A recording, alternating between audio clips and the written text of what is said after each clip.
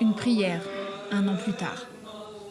Dans cette église chrétienne orthodoxe d'Iskenderun, la messe se fait en plus grand nombre depuis le séisme.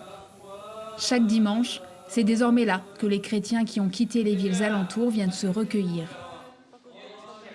Tous ne se connaissent pas encore, mais ils partagent les mêmes traditions et la même peine.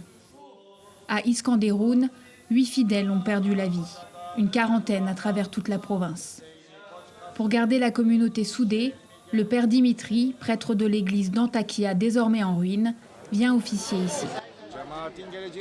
Nous n'avons pas peur pour le futur de notre communauté, mais c'est un processus difficile. On ne sait pas quand on pourra retourner dans notre ville. Ça fait déjà 1 an, on ne sait pas, on attend. Combien d'années ça va prendre?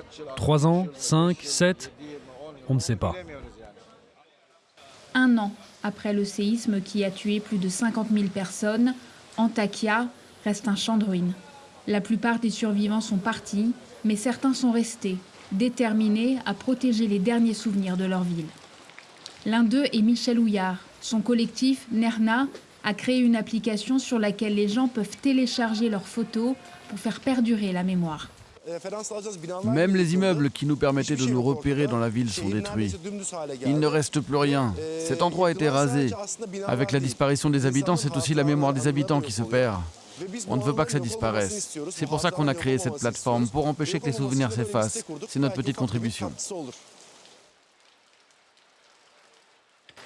La vie doit aussi reprendre, quitte à repartir de zéro, comme Dose Genj. Ce patron de bar a tenu à reconstruire son établissement, le Rosinante, à l'exact identique. Les habitués y reviennent progressivement, pour les cocktails, mais aussi pour se rappeler les bons moments passés. Avec ce tremblement de terre et toutes ces destructions, les souvenirs des habitants commencent à se dissiper. Avec Rosinante, on essaye de garder cette mémoire vivante et de donner de l'espoir. On le voit, ça touche les gens. Cet endroit, ça leur donne aussi une raison de rester optimistes et ça peut aussi leur donner envie de rester. La fête, presque comme si la nuit du 6 février 2023 n'avait pas tout détruit. On danse, on se laisse aller à la nostalgie des vieux souvenirs et on en crée de nouveaux.